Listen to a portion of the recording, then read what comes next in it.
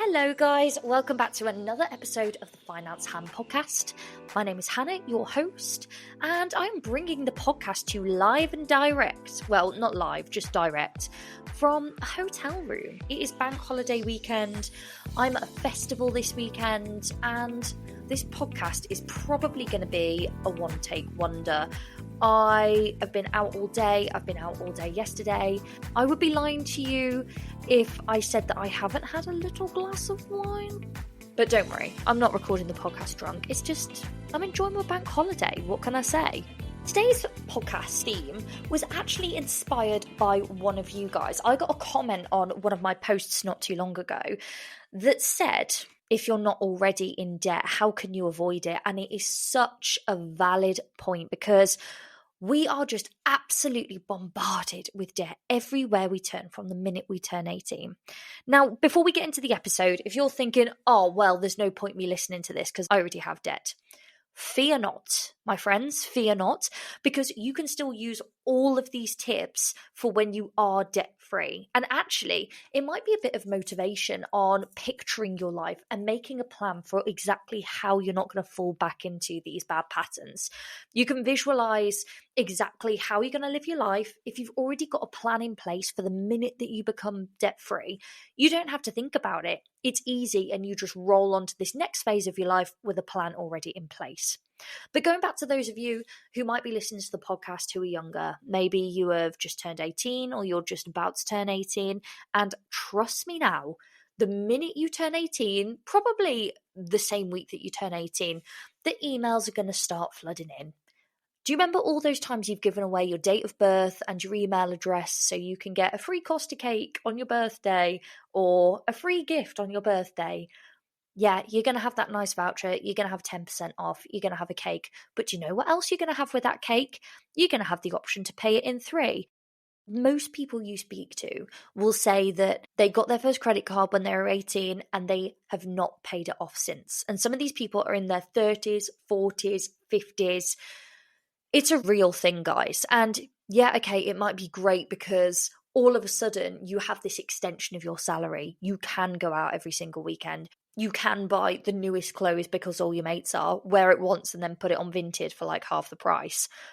But it isn't free money. Someone's going to have to pay that back at some point, and it is going to be you. And you might think, oh yeah, well I will pay it back. I'll pay it back one day. One day I'll earn enough to pay it back. And let me tell you, from somebody who recently had to be the one picking up the bill for their 18-year-old self, it ain't fun. It is not fun. Now, the first thing that I'm going to recommend, it's old news. I sound like a broken record. If you follow my Instagram as well, you will know that sinking funds save lives. And the great thing about sinking funds is that you can have them for absolutely everything. You can have it for that girls' holiday that you're taking to Turkey next year. You can have it for your first car. You can have it for, I don't know, a piece of jewelry that you really want. You can literally have sinking funds for whatever you want. Now, how do you get a sinking fund, I hear you ask? Well, this is where the temptation of credit comes in, because it might be that you're not earning a lot of money just yet. Maybe you've got a part-time job, but what you need to do is think about how much that thing is going to cost you and when you would ideally like to have it. Now, say, for example, I want to go on holiday with my friends and it's going to be £1,000 for this holiday, right? I'm highballing it just because I'm not good at maths. I need round numbers. And you've got 12 months to collect that £1,000. What we're going to do is we're going to take that £1,000 and divide it by 12, which means that we need to pay just under £84 a month into your holiday sinking fund pot. Take that £84, and if it's covered by your salary and you've still got enough left over to live, to enjoy yourself, to pay your bills, to get yourself to and from work or to and from college, fantastic, we can put it in the budget. If it isn't quite covered just yet, then something's got to give. You've either got to push the date back a little bit further, see if maybe you can go a couple of months later in the year, or you need to find a way of upping your income. Now, already you can see why it would be so tempting to just go, well, I can just have it now. I can just put it on the credit card and pay it off. And yeah, it is tempting. It's meant to be tempting. That's the whole reason these exist, and that's why the banks make so much goddamn money off them. But studies have shown that when we have credit available to us, we are more likely to spend more than we can actually afford on a credit card. There are very, very, very, very, very few people that stick to the, oh yeah, well, I just stick to a budget, put it on a credit card, and then pay it off at the end of the month. Barely anybody sticks to that. Why do you think the banks make so much money? Because people can't stick to it.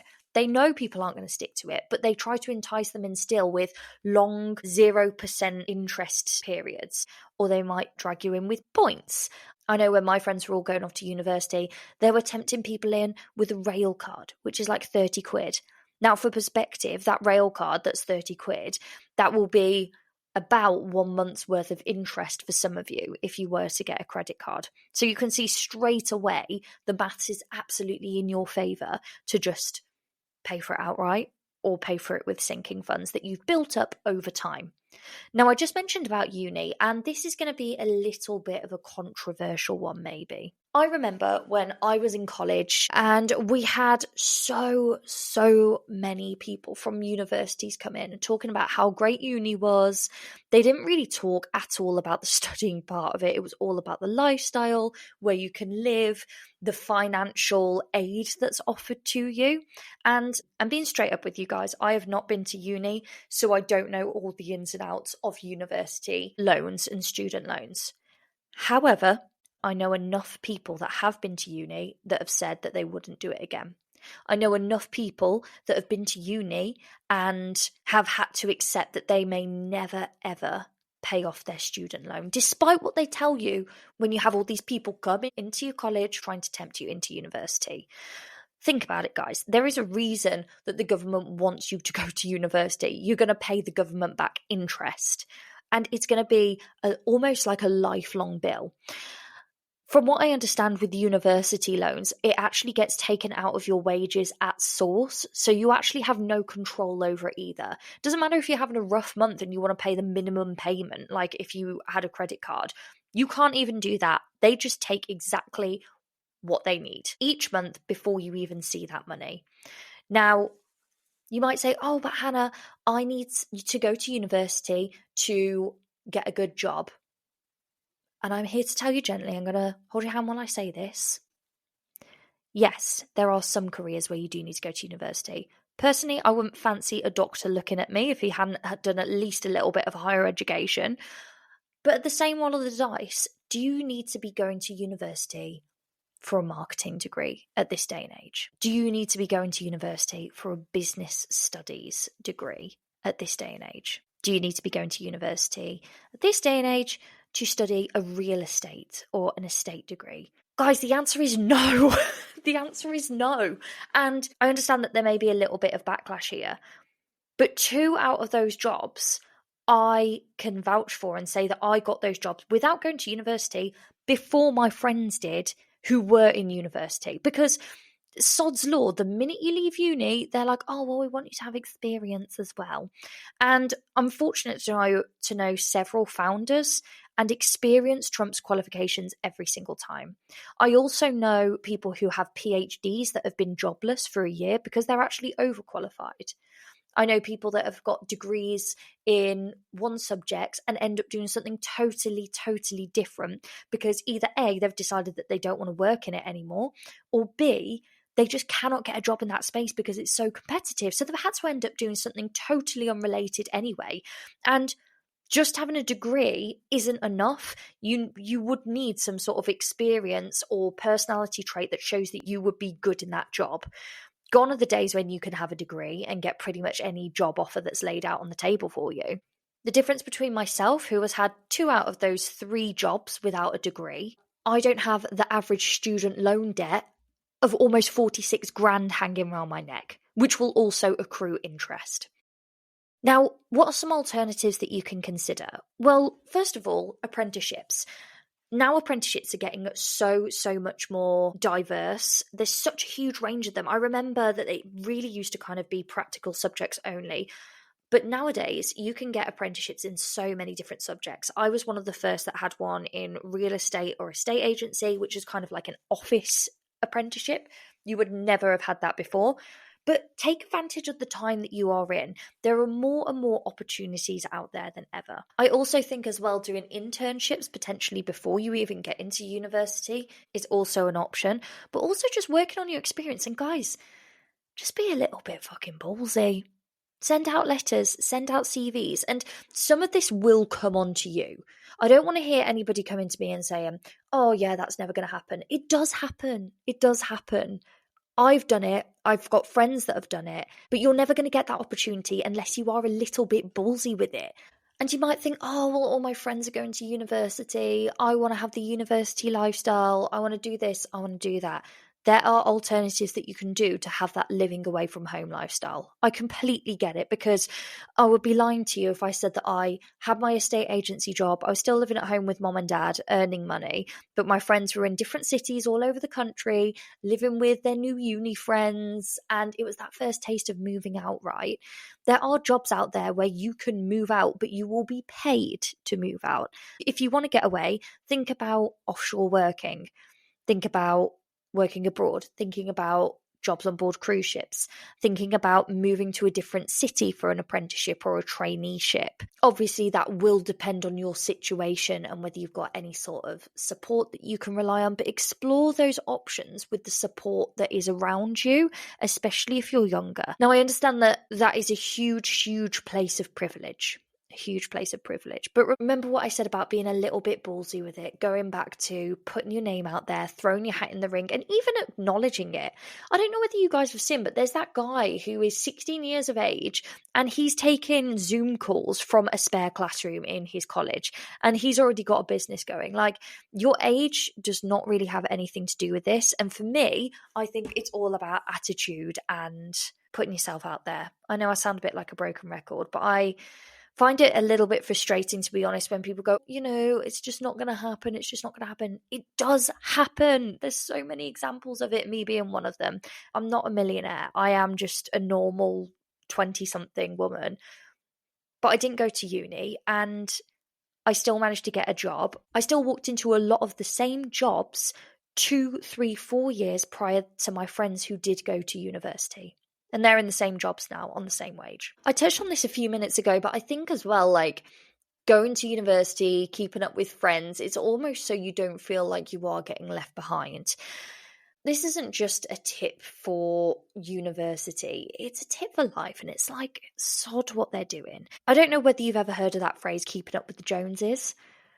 Sod the Joneses, they're boring. You want to go on your complete own path. And this isn't just to do with university either. This is to do with buying a new car, getting the new clothes, wearing this particular trend, buying this particular makeup. Oh my God, buying this skincare. Skincare is absolutely astronomical. But my point is, it's so much more interesting when you're doing your own thing, rather than just keeping up with your pals, blindly following the trends and blindly digging yourself into debt for the sake of keeping up with your trends. So what if they got a brand new BMW? They're still going to be paying that off years and years and years and years down the line. And you will too if you blindly follow trends or just try and keep up when your bank balance can't support that. I think as well, the thing is with keeping up with your friends, I was considering buying a MacBook. Oh my God. It was such a drama, guys. Like, I was a Windows girly through and through, but my laptop started to die. Everybody was like, MacBook's the best, but obviously they're best part of £1,000, right? And I was talking to a friend about it, and she was like, oh yeah, well, they just let you do pay in 3. It's great, just do pay in 3. Just because it's normal to do pay in 3 doesn't mean that it's right. And again, that goes kind of generally for life. Just because it's normal, it doesn't mean that it's right.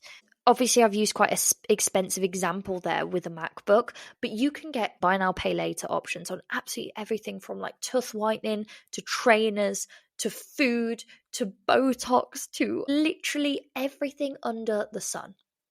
Everything. I think as well, there's part of this where you have to build up to the big things. And as much as I hate to say it, because I'm such an impatient person, I want everything yesterday. It seems so much sweeter. It tastes so much sweeter when you've worked a little bit harder, when you've had to wait a little bit longer for that particular thing that you want. Oh my God. Guys, a bit of a random update here that I just need to tell you about. If you listen to episode 1 and my last episode with Sammy LR King, you'll know that I've wanted an e-bike for ages. And it very nearly took me off the debt pay down journey wagon. I nearly fell off the wagon because this bloody e-bike. I was sat in my living room, my husband had gone to bed, and I'm always like, I don't know, prowling the internet for things that I shouldn't really be buying when he goes to bed. And I bought an e-bike and then had to message eBay to be like, sorry, it was a mistake, because I had buyer's guilt. Finally, I'm getting my e-bike. I'm picking up tomorrow. She's a little second-hand beauty. Absolute bargain, to be honest with you. And I tell you what, I can't wait. I'm counting down to it, and it tastes so much sweeter because it has taken a little bit longer. And yet, nobody wants what they want to take longer than it needs to. But at the end of the day, good things come to those who wait, as your nan would say. Anyway, there we go. Let's move on. God. Can you tell I'm tired? I'm coming out with some right stuff today. Where are we up to? Keeping up with your friends, buy now, pay later, and credit. Just do not get it. And this could even be for people who aren't 18. Like, I know I've spoken so far as if I'm speaking to somebody who is in their younger years, but cost of living is getting tighter. Things are getting more expensive year on year, and the temptation to turn to credit is stronger than ever. If you haven't got a credit card already, you're probably being hounded. You're being told that your credit score is low. Fun fact, the credit score that you and I pay for, I'm not going to say any particular names, but you'll know the ones that I'm thinking of. It's when you type in, like, check my credit score. Those first ones that come up, they are not credit reports that banks and building societies will look at when you go to get a mortgage. Facts. There's rules that apply across the board. You know, if you have borrowed money, paying it back, not defaulting on payments, not missing bills for a long period of time. But it's just a bit of a general rule. You know, it's common sense. But here's the thing. You can check your credit score. But I guarantee to you, if you haven't got credit already, it will offer you a credit product. And you can bet your bottom dollar, if you look in the terms and conditions for those credit products that those credit report providers are showing you, it will say that the credit score provider is getting a cut. They're making money off it. So, of course, they're trying to promote you to take out credit. And for those of you who are recently debt-free, I know this happened to me, but the minute I turned debt-free, I was getting ads left, right, centre. Offers for this credit card, offers for this credit card, take out this Monzo Flex. It almost ramped up tenfold because they want to make more money out of you. Look, the whole thing I want to underpin this episode with is that your credit card is not doing you a favour. It's not, oh, how nice of them, you know, they're giving me this money so I can live my life and pay it back later. They want you to fuck up. They want you to mess up.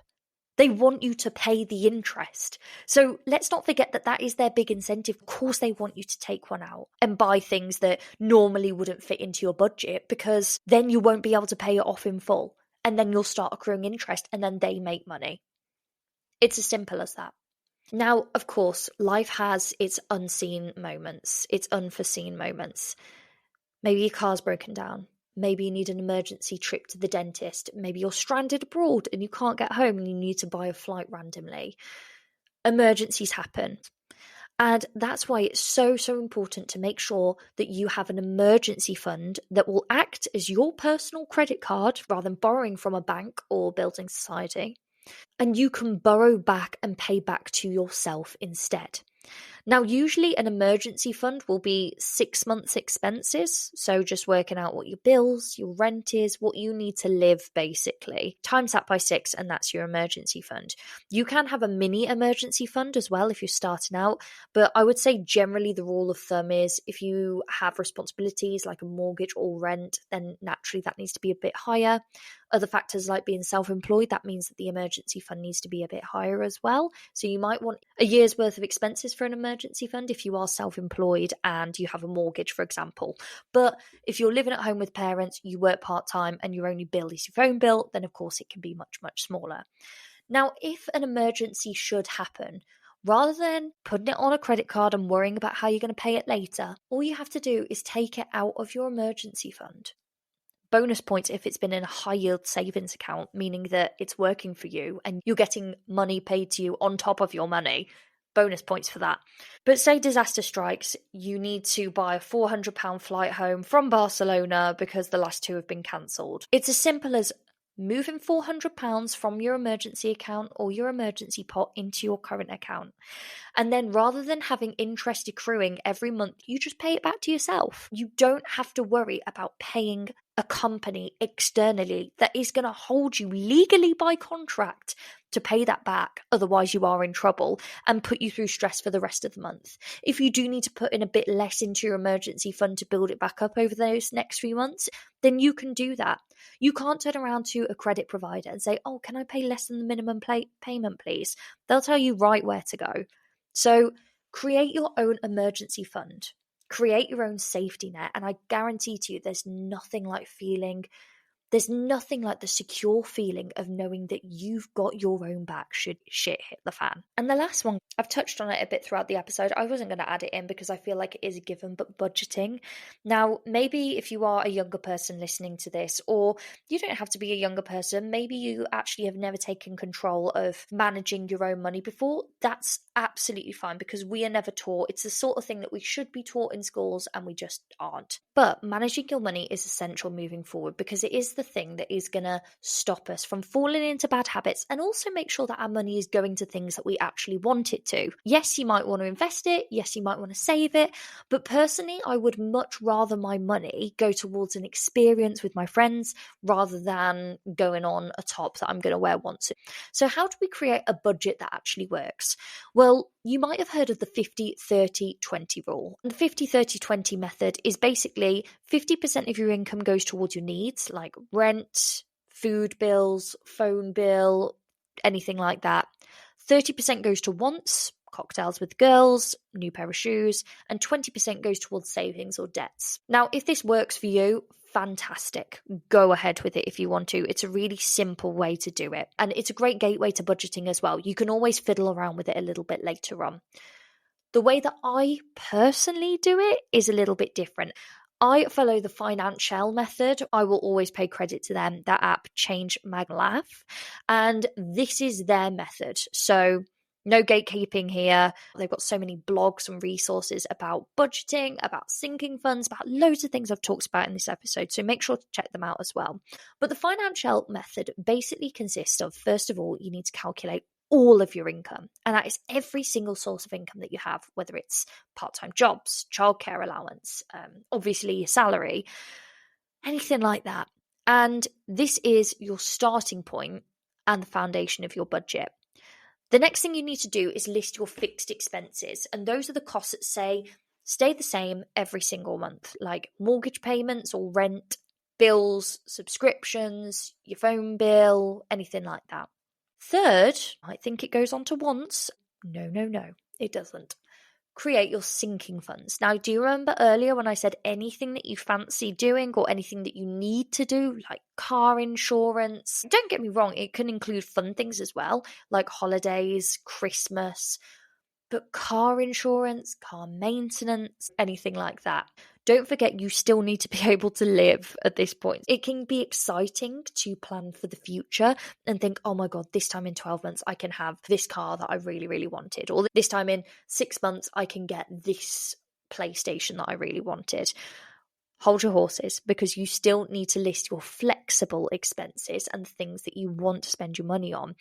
Now, your flexible expenses, it does include things like entertainment, meals out, stuff like that, but it also includes things like petrol for your car, food shopping, things that tend to change each month, which is why they're called flexible expenses. If you're not sure how much you spend on that, then it is a bit of homework time, and you need to go back and look at bank statements for the last month or so, go through it and see how much you spent on each of those categories. You should get a rough idea. The one thing that you really need to make sure is that you have some money left after listing all of those things. This is what you call your excess. And it's the money that you use to hit your goals, whether it's building that emergency fund, investing, whether it's saving for your first home, anything like that. If you don't have anything left at the end of the month, then you are spending more than you earn and already brinking on the red zone even if you haven't got any debt yet. So look at your budget, look at your sinking funds and see where you can wind that back down, wind it in a little bit, or see where you can increase your income.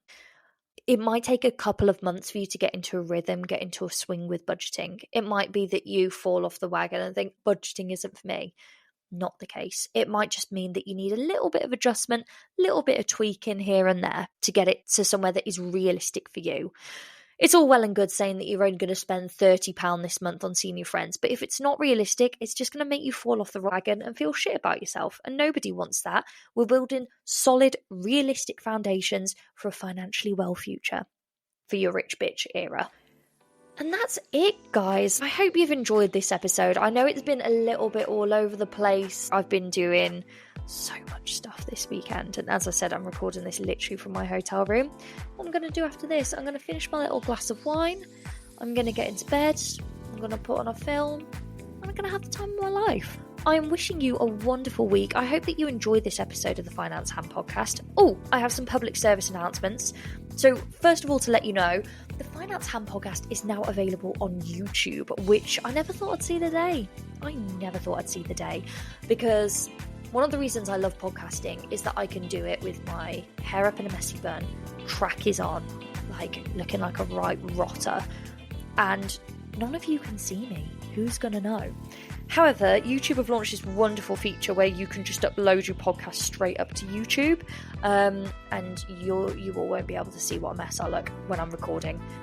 Wishing you a wonderful, wonderful week. Next week, we've got another fantastic guest, a badass woman who is really prominent in the personal finance space and was actually a huge part of my financial journey. So I'm really, really excited to share the episode with you. And I'll see you next time, guys. Thank you so much for tuning in again. I will see you next week.